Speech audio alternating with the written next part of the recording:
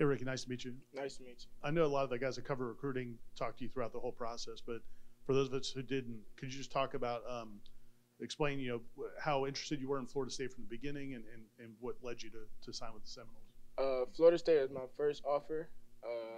Norvell himself called me. First, he called my mom, though. Funny story. He thought my mom's number was my number, so he ended up texting her.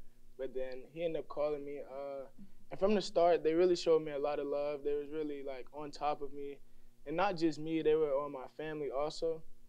And honestly, Coach Norvell, he was just a realist to me. Like, I felt like he was one of the realest people that I've ever met. He told me, like, from the start, if I wasn't ready to work, like, this place wasn't for me. He told me, like, this is where we come to work. This is where we shine. This is where we climb. So all in all, they just made me feel loved here. They made me feel like family from day one. And that love never changed, like, even when I committed. Some people, the coaches tend to fall off. They didn't. They stayed on top of it the whole way through. So that ultimately led me to come here. And just with God, I had some talks, and my heart was just here. Like, every time I visited here, I had a different feeling from other schools. So I knew that that was my calling, and this was the place to be.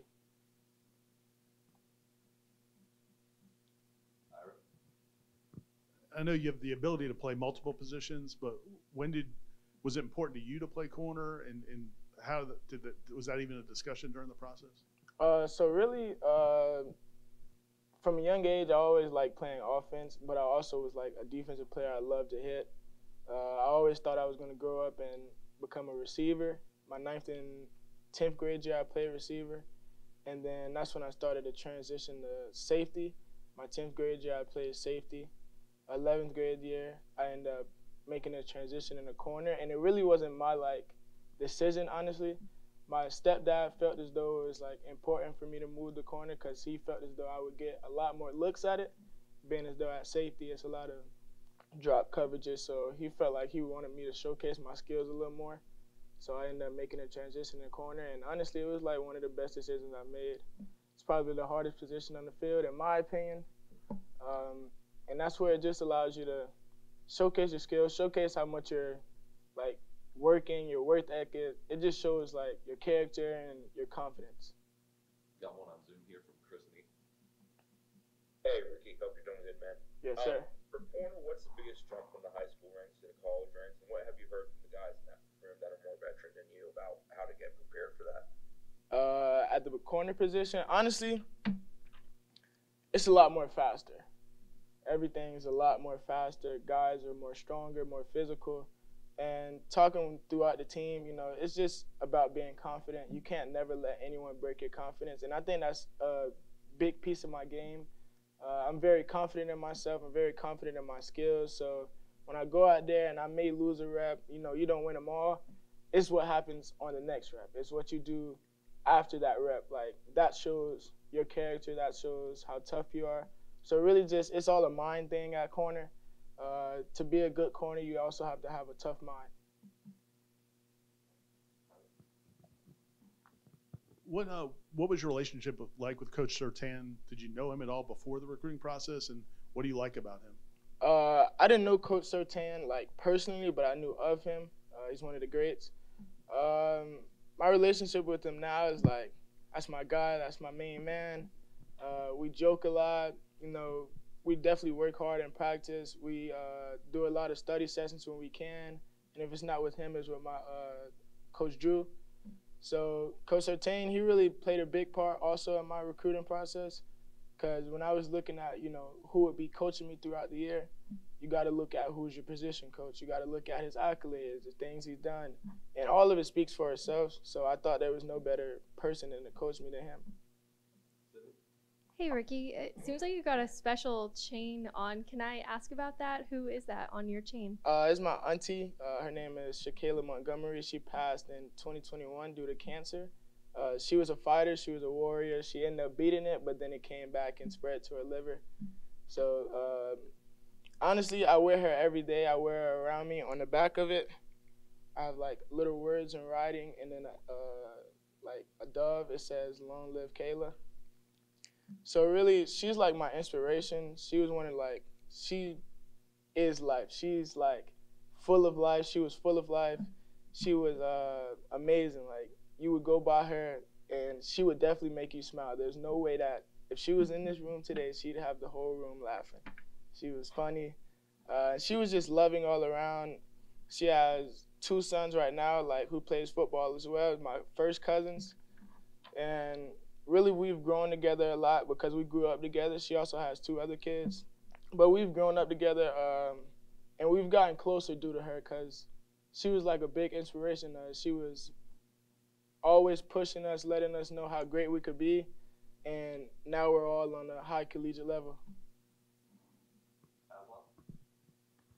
Ricky, for you, a lot of high school guys want to take all the visits and, you know, want to do the IG top 6 and all that kind of stuff.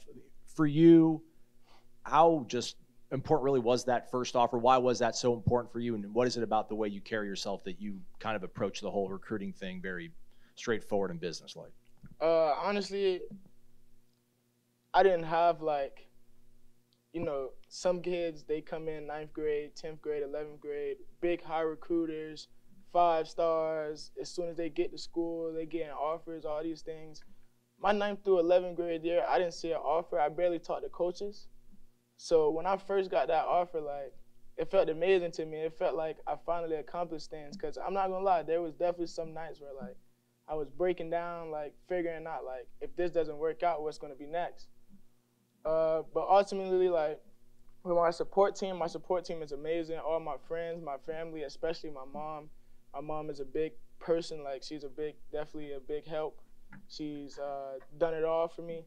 So with my support team, I was able to, you know, like, keep my confidence up and keep working at it. You know, I had people telling me to keep going, and then I ended up going to a camp in San Antonio and ended up with 9 interceptions. I was rated like the 2nd best player there. So it just ultimately like kept me working. And then once I got that first offer, I ended up dropping 5 more in the same day. So I had 6 offers in total in one day. And that just shot my confidence even more up through the roof because now I felt like my work was finally being, you know, seen. This coming year, what's your goal for this year personally in terms of your development as a football player? Personally, I feel like another big part of my game is my IQ, like the smart level of the game. So I feel like that's another piece I want to like continue to grow. I want to be able to know all the plays like the back of my hand. And also I want to learn from the older guys. Even if I don't end up playing this year a lot or, you know, I end up playing, it doesn't really matter. I just want to keep working and keep like just showing the effort and showing the coaches what I can do. And just making plays. I want to be a playmaker for the team. So this upcoming year, I'm going to do everything that I can to show, like, I'm really that guy. Like, I'm like that. Got one on Zoom here from Logan. Ricky, I know you just arrived, but what have you seen during summer workouts from the other side of the ball in the wide receiver room? And we're about to talk with them, but also Elijah Moore. What have you seen from a handful of those guys? With our receiver room, we have speed. Let's just put that out there. Like, I want everybody to know we truly have speed. Those guys are running. We definitely have some great guys in the room. A lot of our guys can run a lot of routes. They got great hands. Elijah Moore is definitely going to be great for us this year. I feel like he's going to make a good impact for us this year and for the years coming. We also got a lot of freshman receivers that's going to make a pretty good impact. Like, I feel like Dwayne McCoy is also definitely going to have a good impact for us. Malik Benson is definitely going to have a good impact. A sleeper that I don't think most people think about, I feel like Deuce Spann and Keytron Portier is definitely going to be big for us. Jalen Brown, of course. You know, we got definitely guys on top of guys on top of guys. So at the receiver room, I don't feel like – a lot of people think that's our weakness. I don't know why. If y'all look at our receiver room, we really have some guys. Ja'Kai Douglas. We got Jalen Lucas who can play receiver. So, like, it goes on and on and on. So I think that's definitely going to be, like, a sleeper this year, and a lot of people are going to be, you know, awakened when they come out on the field. I know you haven't been here too long, but have any of the older corners been helpful yet? Like, just kind of giving you tips or advice since you got here? Yeah, not even just the corners. Really, the whole DB room, we're a unit together. Like, our saying is ELITE, elite. So we do everything elite. We work together. Sundays we're out on the sand. I'm gonna start going to those. You know, they've been doing that since they've been here. When we're on the field, we're always communicating with each other. We do film sessions with each other, and we're just for the most part always around each other. So everything we do, we try to do it elite, and we're always working together. Like, in my opinion, I feel like we definitely put in a lot of work. Like, we try to outwork everybody. Got one more on Zoom here from Zach. It'll be our last one. Hey, how's it going, Ricky? I'm going to better than yourself. Doing well, thank you. With Elijah Moore specifically, what impresses you just being able to go up against him the few times that you have so far while you've been on campus? He's definitely a big guy. He's like 6'5". I'm only like 6'1", 6 foot. So he's definitely challenging me a lot because it makes me use my technique a lot more because I know I have to be more patient with him. I have to use my hands against him. And he's also definitely a strong receiver, and he has strong hands. So you got to really try to play through the ball, and you got to really, fight.